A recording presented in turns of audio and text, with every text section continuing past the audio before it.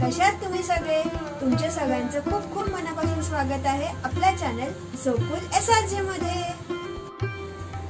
मित्रांनो, होळी जवळ येते ना। तुम्हाला माहिती आहे का होळीकेची गोष्ट? नाही ना?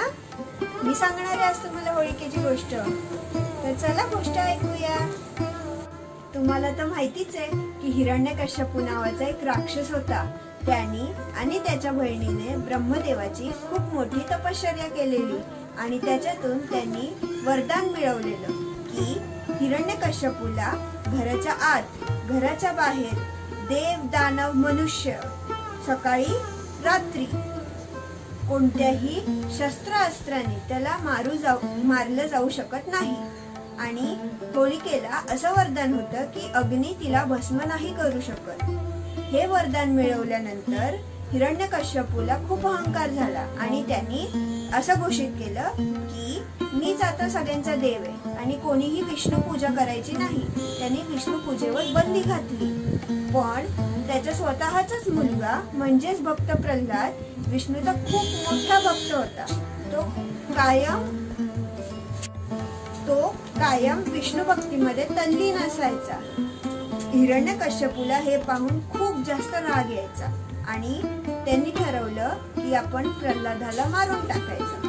त्यांनी खूप प्रकारचे प्रयत्न केले। त्याला गरम उकळत्या तेलात टाकलं, मग त्याला कडेलोट केला, खूप प्रयत्न केला, पण भगवान विष्णूच्या कृपेने तो दरवेळेस वाचला। मग त्यांनी शेवटी ठरवलं की त्यांनी आपल्या बहिणीच्या वरदानाचा वापर करायचा। त्यांनी होलिकेला बोलवलं आणि तिला सांगितलं की तू प्रल्हादाला घेऊन अग्नीवर बस, म्हणजे तुला मिळालेल्या वरदानामुळे तू वाचशील पण प्रल्हाद जळून भस्म होईल। सांगितल्याप्रमाणे होलिका प्रल्हादाला मांडीवर घेऊन अग्नीमध्ये बसली, पण तिच्या वरदानाचा काहीही उपयोग झाला नाही। प्रल्हाद वाचला पण ती जळून भस्म झाली। तिने जेव्हा ही गोष्ट ब्रह्मदेवाला विचारली तेव्हा ब्रह्मदेवांनी सांगितलं की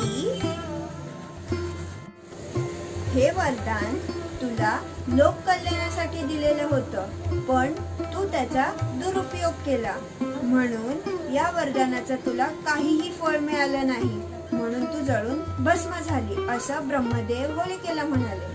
म्हणून होलिकेच्या या सणाच्या दिवशी आपण आपल्या शरीरातली सगळी नकारात्मक ऊर्जा अग्नीला अर्पण करतो आणि अग्नीकडनं सगळी सकारात्मक ऊर्जा आपल्यामध्ये घेतो। साधारण आमच्याकडे होळीच्या दिवशी माझे बाबा, माझा मामा, माझे आजोबा जंगलात जातात आणि तिकडनं सुकलेल्या झाडांची निरुपयोगी लाकडं, त्याच्या फांद्या आणि भरपूर सारा सुकलेला चारा घेऊन इकडे घरी येतात आणि मग त्याला एकत्र लावतात। त्याला फुगे लावले जातात, रंगीबेरंगी पताका लावल्या जातात। अशा प्रकारे होळीला सजवलं जातं। त्याच्या आजूबाजूने भरपूर रांगोळी काढली जाते आणि मग संध्याकाळी माझी आजी पुरणपोळीचा नैवेद्य घेऊन तिकडे येते आणि मग त्या होळीची पूजा केली जाते, त्याला ओवाळलं जातं। त्यानंतर अग्नी प्रज्वलित केला जातो। अग्नी प्रज्वलित केल्यानंतर ही आजी आणि माझी आई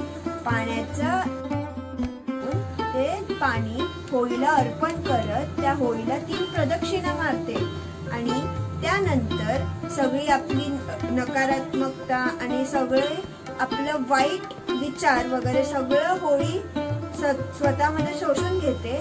या आनंदाने आमच्याकडे एक बोंब मारण्याची प्रथा आहे अशी। मित्रांनो, मज्जा आली ना? अशीच मज्जा आमच्याकडे दर होळीला केली जाते आणि कोकणात हा सण खूप मोठ्या प्रमाणात साजरा केला जातो। त्याला शिमगा असं म्हणतात। तर चला, माझ्या पट्टापट सगळ्या कोकणातल्या मित्रांनी त्यांच्याकडे होळी कशी साजरी केली जाते पट्टापट कमेंट बॉक्स मध्ये टाइप करा आणि मला सांगा। तुमच्याकडे जर का कुठले होळीचे फोटो असतील ते पण मला पाठवा। मी माझ्या नेक्स्ट व्हिडिओ मध्ये नक्की ते सगळे फोटो सगळ्यांसमोर दाखवीन। धन्यवाद। तर मित्रांनो, जर का तुम्हाला माझा व्हिडिओ आवडला असेल तर माझ्या व्हिडिओला लाईक करा, शेअर करा आणि माझ्या चॅनलला नक्की सबस्क्राईब करा। आणि हो, तुम्हा सगळ्यांना माझ्याकडून व सोकुल SRJच्या अख्ख्या फॅमिलीकडून होळीच्या खूप खूप शुभेच्छा. थँक्यू. बाय.